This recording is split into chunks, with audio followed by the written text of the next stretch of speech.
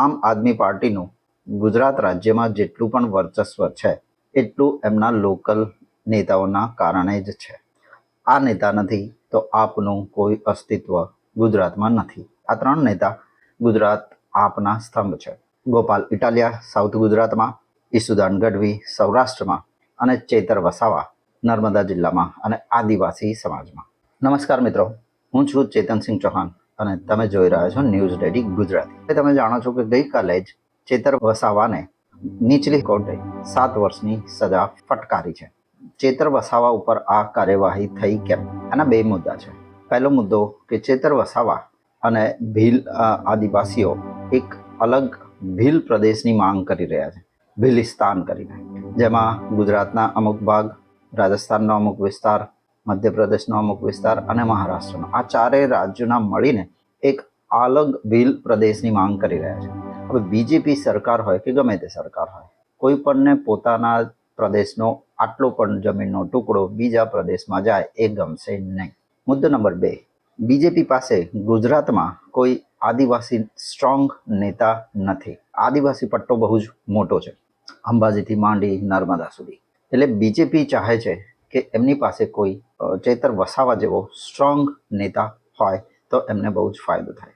એટલે બીજેપીમાં ચેતર વસાવાને એન્ટ્રી માટે આ જે બોલી રહ્યા છે આપના નેતાઓ કે બીજેપીમાં એમને આમંત્રણ આપ્યું પણ ચેતર વસાવા ગયો નહીં, ઊભો રહ્યો, લડી રહ્યો છે, પણ બીજેપી વાળા એને તોડવાની કોશિશ કરી રહ્યા છે, વગેરે વગેરે વગેરે. હવે ચેતર વસાવાની સજા થયા પછી આમ આદમી પાર્ટીના દરેક નેતા, ઈસુદાન ગઢવીથી લઈ, ગોપાલ ઇટાલિયાથી લઈ, ઇવન કેજરીવાલથી માંડી બધા જ ભાજપને દોષ આપવાના શરૂ થઈ ગયા છે. સાંભળો ગોપાલ ઇટાલિયા શું કહે છે.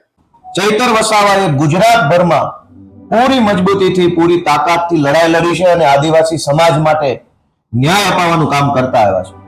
ભાજપે ચૈતર વસાવાને ઝુકાવવા માટે, ડરાવવા માટે, એને મનોબળ તોડી નાખવા માટે અનેક પ્રયત્નો કર્યા. ગૃહમંત્રીએ ડેડિયાપાડા જઈને અનેક સભાઓ કરી, પ્રધાનમંત્રી ડેડિયાપાડા આવ્યા, અનેક મોટા મોટા નેતાઓ ડેડિયાપાડા જઈ અને ચૈતર વસાવાનું મનોબળ તોડવા, ચૈતર વસાવાને તોડે પાડવા માટેની કોશિશ કરી. પણ ચૈતરભાઈ વસાવા બિરસા મુંડાના વારસદાર છે, વંશજ છે, કે ભાજપ સામે ઝૂક્યા નહીં અને એટલે ભાજપે સરકારી મશીનરીનો ખોટો ઉપયોગ કર્યો. એક સરકારી ખોટો ફરિયાદી ઉભો કર્યો, સરકારી પંચ, સરકારી વકીલ, સરકારી પોલીસ અને બધા સરકારી માણસોએ ભેગા મળી 2 વર્ષ પહેલા ચૈતર વસાવાની સામે ખોટું પ્રપંચ ઉભું કર્યું. ચૈતરભાઈને જેલમાં રાખવામાં આવ્યા અને જેલની અંદર પણ ભાજપ તરફથી એને એવું સામદામ કરવામાં આવ્યું કે ભાઈ તમે પક્ષપલટો કરી લો તો તકલીફ નહીં પડે.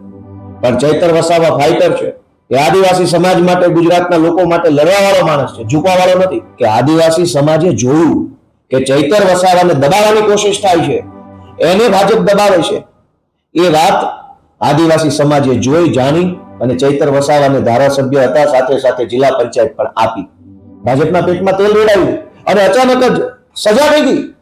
ચૈતર વસાવા જ કેમ? કેમ કે ચૈતર વસાવા ઝૂકતો નથી, ડરતો નથી, ઉભો રહેતો નથી, સતત લડ્યા કરે છે, અવાજ ઉઠાવવા કરે છે. ભાજપે જે ષડયંત્ર કરીને આદિવાસીઓના અવાજને દબાવવાનું જે કામ કર્યું છે એનો જવાબ ચૈતર વસાવા આપશે. આમ આદમી પાર્ટી તો આપશે જ આપશે, પણ આદિવાસી સમાજ ભાજપને જવાબ આપવાની છે આ જે ભાજપે જે ષડયંત્ર કર્યું છે. હવે સાથે સાથે ઈસુદાન ગઢવીને પણ સાંભળી લઈએ. ઈસુદાન ગઢવીએ પણ ભાજપ ઉપર જ આ આક્ષેપ મૂક્યા અને કહ્યું કે આ ભાજપની કિન્નાખોરી છે. આદિવાસી સમાજ માટે સતત લડત ચલાવતા ચેતર વસાવા ભાજપને આંખના કણાની જેમ ખૂંચતા હતા અને એટલા જ માટે ચેતરભાઈ ઉપર વારંવાર કેસો કરવામાં આવે, વારંવાર જેલ નાખવામાં આવે. તમે જુઓ, એક દિવસ એવું બને છે કે વન કર્મચારીઓ આદિવાસી સમાજની જમીનમાં જઈને રાત્રે 2 વાગે ઊભો પાક વાઢી નાખે છે. સ્થાનિક ધારાસભ્ય તરીકે ચેતરભાઈ વસાવા પાસે રાવ જાય છે.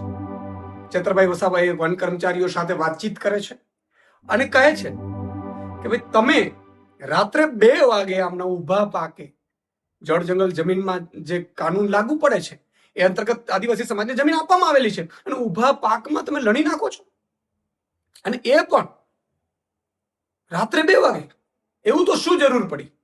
અને ચેતરભાઈ વસાવા વન કર્મચારીઓને આદિવાસી સમાજ જે આગેવાન છે જે ખેતર માલિક છે એમની વચ્ચે સમાધાન કરાવે છે અને સમાધાન કરાવ્યા પછી નક્કી થયું કે ભાઈ આટલી રકમ ચૂકવવાની છે અને સમાધાન થઈ ગયા પછી ભાજપ વાળાને ત્યાં મેસેજ પહોંચે છે કે વન કર્મચારીઓની સામે ચેતર વસાવા છે એ બોલાવીને ધમકાવે.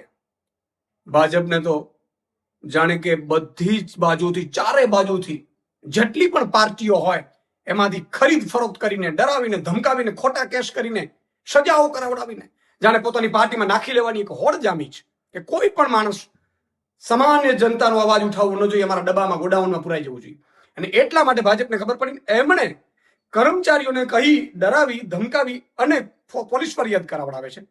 અને એ મામલામાં ચેતર વસાવા જેલ પણ જઈ આવ્યા અને ફરીથી ડે ટુ ડે કેસ ચલાવીને આજે ચેતર વસાવા ઉપર ભાજપ વાળાએ 7 વર્ષની સજા કરાવડાવી છે.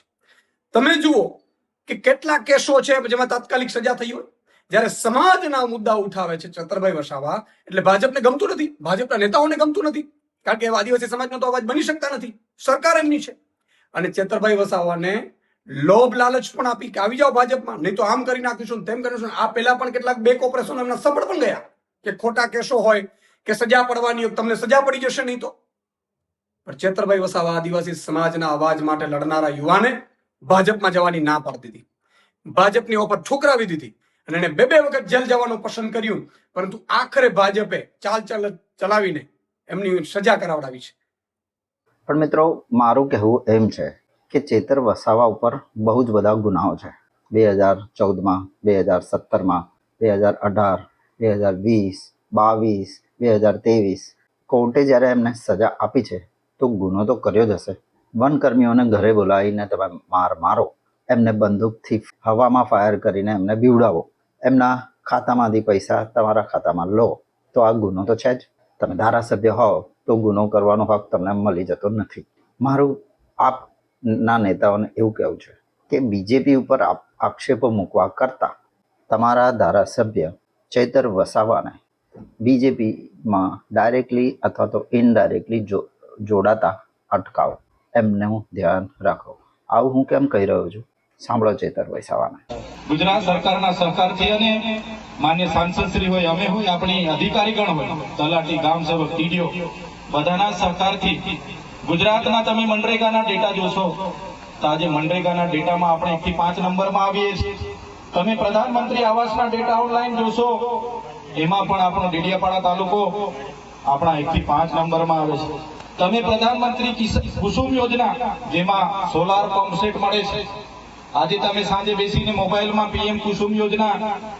ચેતર વસાવા બીજેપીની સ્કીમોના વખાણ કરી રહ્યા છે. આ ઇન્ડિકેશન છે કે એ બીજેપી તરફ વળ્યા છે. આજે નહીં તો 5 મહિના પછી, 6 મહિના પછી એ બીજેપીમાં ડાયરેક્ટલી અથવા તો ઇનડાયરેક્ટલી જોડાશે. ચેતર વસાવા બીજેપીમાં ડાયરેક્ટલી નહીં જાય. ટીએમસીમાં જે થયું આ બધાને ખબર જ છે. ટીએમસીના 20 સાંસદો એનસીપીઆઈ નામની એક પાર્ટીમાં જોડાયા અને બીજેપીને ટેકો આપવાનું જાહેર કર્યું. એવી જ રીતે રાજસ્થાનમાં 2023માં રજીસ્ટર થયેલી પાર્ટી ભારતીય આદિવાસી પાર્ટી, જેનું નામ છે, એમાં એ જઈ શકે છે. બીજી કોઈ પાર્ટી પણ હોઈ શકે, પરંતુ આ એક પાર્ટી છે જેમાં આદિવાસીઓ છે, એટલે આમાં એ ચેતર વસાવા જોડાઈ શકે છે અને જોડાયા પછી બીજેપી એટલે કે એનડીએને ટેકો આપવાનું જાહેર કરી શકશે. ડાયરેક્ટલી બીજેપીમાં જોડાશે તો ચેતર વસાવાની ઇમેજ પણ બગડી શકે છે અને બીજેપીનું પણ નામ ખરાબ થઈ શકે છે. અને બીજેપીમાં એક વખત કોઈ પણ ગુનેગાર નેતા જોડાય છે તો બીજેપી પાસે એવું વોશિંગ મશીન છે કે જે એમના બધા જ ગુનાઓ ધોઈ નાખે છે, સાફ સુથરા કરી નાખે. હાર્દિક પટેલને તો તમે ઓળખતા જ હશો.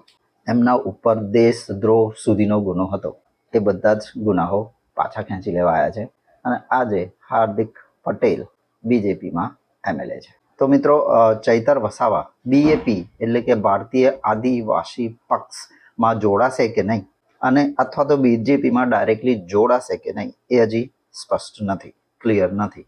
એવું જસ્ટ આ મારો ઓપિનિયન છે. તો મિત્રો, તમને શું લાગે છે?